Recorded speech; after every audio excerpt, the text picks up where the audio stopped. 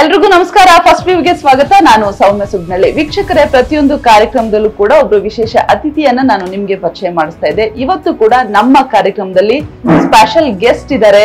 ಇವರು ಮೂಲತಃ ಮಂಗಳೂರಿನವರು, ಪಟಪಟ ಅಂತ ಮಾತನಾಡುವವರು. ಪರಿಷತ್ನಲ್ಲಿ ಯಾವ್ದಾದ್ರು ಒಂದು ವಿಚಾರವನ್ನ ಚರ್ಚೆಗೆ ತೆಗೆದುಕೊಂಡ್ರೆ ಇಡೀ ಪರಿಷತ್ತೆ ಸದ್ದು ಗದ್ದಲವಿಲ್ಲದೆ ಸೈಲೆಂಟ್ ಆಗುತ್ತೆ. ಇವತ್ತು ನಮ್ ಜೊತೆ ಇದ್ದಾರೆ ಬಿಜೆಪಿಯ ನಾಯಕಿ ಭಾರತಿ ಶೆಟ್ಟಿ ಮೇಡಮ್. ಬನ್ನಿ ಅವ್ರನ್ನ ಕಾರ್ಯಕ್ರಮಕ್ಕೆ ಸ್ವಾಗತ ಮಾಡೋಣ. ಮೇಡಮ್ ನಮಸ್ಕಾರ. ನಮಸ್ತೆ. ಹೇಗಿದ್ದೀರಾ ಮೇಡಮ್? ಚೆನ್ನಾಗಿ. ಖುಷಿ ಆಗುತ್ತೆ ಮೇಡಮ್ ನಿಮ್ ಜೊತೆ ಮಾತಾಡ್ಬೇಕು ಅಂತಂದ್ರೆ. ಯಾಕಂದ್ರೆ ಅಷ್ಟು ಧೈರ್ಯವಾಗಿ, ಕಾನ್ಫಿಡೆನ್ಸ್ ಆಗಿ, ಆಮೇಲೆ ಸಾಕಷ್ಟು ವಿಚಾರಗಳನ್ನ ನೀವು ನಮ್ ಜೊತೆ ಚರ್ಚೆಯಲ್ಲಿ ಅಂದ್ರೆ ಶೇರ್ ಮಾಡ್ಕೊಂತೀರಾ. ಯಾವ್ದಾರ ಒಂದು ಪ್ರೊಟೆಸ್ಟ್ ಆದ್ರೂ ಕೂಡ ಮಾತಾಡುವಾಗ್ಲೂ ಕೂಡ ಅಷ್ಟೇ ಇನ್ಫಾರ್ಮೇಶನ್ ಇರುತ್ತೆ. ಪರಿಷತ್ತಲ್ಲಿ ಮಾತಾಡುವಾಗ್ಲೂ ಕೂಡ ಅಷ್ಟೇ ಇನ್ಫಾರ್ಮೇಶನ್ ಇರುತ್ತೆ. ಬಹಳ ಸಣ್ಣ ವಯಸ್ಸಿನಲ್ಲಿ ರಾಷ್ಟ್ರೀಯ ಸ್ವಯಂ ಸೇವಕ ಸಮಿತಿಯಲ್ಲಿ ಬೆಳೆದು ಬಂದವಳು.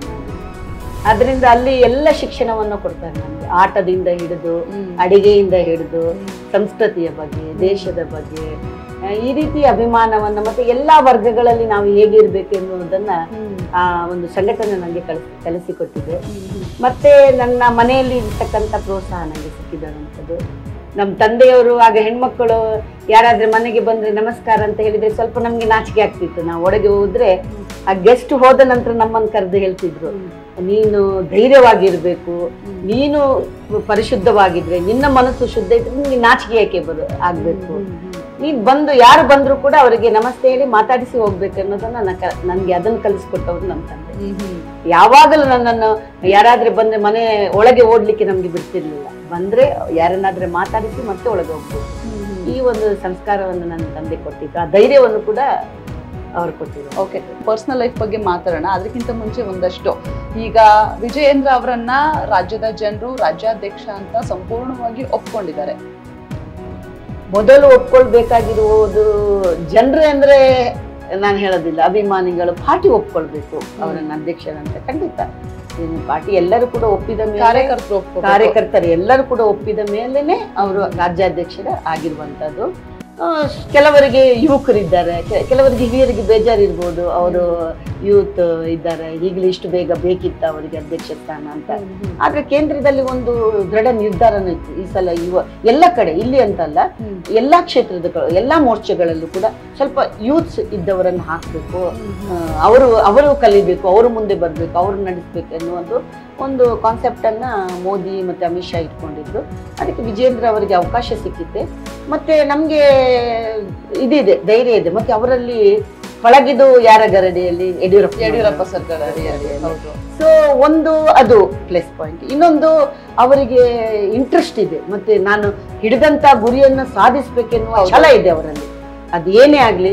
ಮತ್ತೆ ಯಡಿಯೂರಪ್ಪನವರ ನೇಚರ್ ಇದೆ ಅವರಲ್ಲಿ. ಕೆಲವು ಯಡಿಯೂರಪ್ಪನವರು ನೀವು ಎಷ್ಟು ಕೆಟ್ಟದ್ದು ಮಾಡ್ರಿ, ಅವ್ರದ್ದೊಂದು ವಿಶೇಷತೆ ಯಡಿಯೂರಪ್ಪನವರು, ಇದು ತಪ್ಪಾಯ್ತು ಇದಂತ ಹೇಳಿದ್ರೆ ಅವ್ರ ಮನಸ್ಸಿನಲ್ಲಿ ಇಟ್ಕೊಳ್ಳೋದಿಲ್ಲ. ಯಾವುದೇ ಒಂದು ಇದನ್ನ ಮನಸ್ಸಿನಲ್ಲಿ ಇಟ್ಕೊಳ್ಳೋದಿಲ್ಲ, ಹೋಗಿ ಮಾತಾಡಿಸುವಂಥದ್ದು ಗುಣ, ಅದು ಬಹಳ ವಿಶೇಷ ಗುಣ ಯಡಿಯೂರಪ್ಪನವ್ರದ್ದು. ಅದು ಎಲ್ಲರಿಗೂ ಗೊತ್ತುಂಟು. ಇವತ್ತು ಯಾರು ಅವರಿಗೆ ತೊಂದರೆ ಕೊಟ್ಟರು ಬಂದು ಕಾಲಿಗೆ ಬಿದ್ದ ಕೂಡಲೇ ಆಯ್ತಪ್ಪ ಹೋಗು ಅಂತ ಹೇಳುವಂತ ಮನೋಭಾವ. ಮತ್ತೆ ಅದನ್ನ ಮನಸ್ಸಿನಲ್ಲಿ ಇಟ್ಕೊಂಡು ರಾಜಕೀಯ ಮಾಡುದಿಲ್ಲ. ಆ ಹೆಜ್ಜೆಯ ಮುಖಾಂತರ ಇವರು ಹೋಗ್ತಾ ಇದ್ದಾರೆ. ಹೋದ್ರೆ ಖಂಡಿತ ಅವರ ಗುರಿಯನ್ನು ತಲುಪ್ತಾರೆ. ಸಂಘಟನೆಗೆ ಒಂದು ಬಹಳ ದೊಡ್ಡ ಶಕ್ತಿ. ಎಸ್ ಮೇಡಮ್, ಇದು ಆಪರೇಷನ್ ಸಿಂಧೂರ್ ವಿಚಾರದಲ್ಲಿ ಪಾಕಿಸ್ತಾನಕ್ಕೆ ನುಗ್ಗಿ ಹೊಡೆದಿದ್ದು ನಮ್ಮ ಸೈನ್ಯ. So that's the power of Indian army. ಅದ್ರ ಬಗ್ಗೆ ಹೇಳೋದಾದ್ರೆ ಮೇಡಮ್ ಏನ್ ಹೇಳ್ತಾರೆ? ಎಷ್ಟು ಖುಷಿ ಆಗುತ್ತೆ. ಆಮೇಲೆ ಇನ್ನೊಂದು, ಆಪರೇಷನ್ ಸಿಂಧೂರ್ ಅನ್ನೋ ಒಂದು ಆಪರೇಷನ್, ಆ ಹೆಸರು ಕೇಳಿದ್ರೆ ಮೈ ಜುಮ್ ಅಂತ ಅನ್ಸುತ್ತೆ. ಸೊ ಅದ್ರ ಬಗ್ಗೆ ಹೇಳೋದಾದ್ರೆ ಏನ್ ಹೇಳ್ತೀರಾ? ಆಪರೇಷನ್ ಸಿಂಧೂರ್ ಎನ್ನುವ ಹೆಸರು ನನ್ಗೆ ಬಹಳ ಕುತೂಹಲ ಇತ್ತು. ಇಷ್ಟು ಒಂದು ಪವರ್ಫುಲ್ ಆದ, ಇವತ್ತು ನೋಡಿ ನಮ್ಗೆ ನಿಮ್ಗೆ ಮೈ ಜುಮ್ಮ ಅನ್ಸುತ್ತೆ, ನಂಗೂ ಮೈ ಜುಮ್ಮ ಅಂತು. ಇಂಥ ಒಂದು ಹೆಸರು ಯಾರ ಹೇಳಿದ್ರು ನಂಗೆ ಗೊತ್ತಿಲ್ಲ ಎಷ್ಟು ಸತ್ಯ ಅಂತ. ಮೋದಿ ಅವರು ಇದೇ ಹೆಸರು ಇಡ್ಬೇಕು ಅಂತ ಹೇಳಿದ್ರು. ಮತ್ತೆ ಹೇಗೆ ಯುದ್ಧ ಮಾಡುದು, ಏನ್ ಮಾಡುದು, ಯಾವಾಗ ಮಾಡುದು ನಾನು ಹೇಳುದಿಲ್ಲ, ನೀವು ಮಾಡಿ ಅಂತ. ನಿಜವಾಗಿ ಒಂದು ಇತಿಹಾಸ. ಅಹಲ್ಯಾಬಾಯಿ ಇದು 300 ವರ್ಷ ಆಯ್ತು. ನಾನು ನಿನ್ನೆ ಅಷ್ಟೇ ಅವರ ಪುಸ್ತಕವನ್ನು ಓದಿದ್ದೆ. ಮೊನ್ನೆ ಸ್ವಲ್ಪ ಓದಿದ್ದೆ ನಾನು, ಅಹಲ್ಯಾಬಾಯಿಯ ಬಗ್ಗೆ ಸ್ವಲ್ಪ ಗೊತ್ತು. ನಿನ್ನೆ ಓದಿದಾಗ ನೀವು ಕೂಡ ಎಲ್ಲರೂ ಓದ್ಬೇಕು.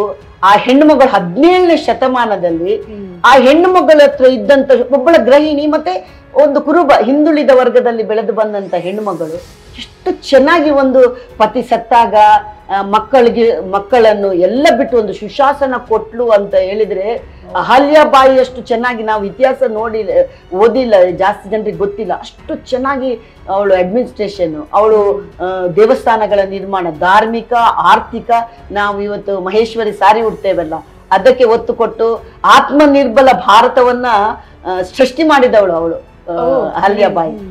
ಬಹಳ ಅದನ್ನು ನಿನ್ನೆಷ್ಟೇ ನಾನು ರಾತ್ರಿ ಪೂರ್ತಿ ಓದಿದ್ದೆ, ನನಗೆ ಬಹಳ ಖುಷಿ ಆಯ್ತು. ಆ ಸಿಂಧೂರ ಬಹುಶಃ ಆ ಹೆಣ್ಣು ಮಕ್ಕಳಿಗಿರುವಷ್ಟು ತಾಕತ್ತನ್ನ ಬಹುಶಃ ನರೇಂದ್ರ ಮೋದಿ ಗ್ರಹಿಸಿದ್ರೇನ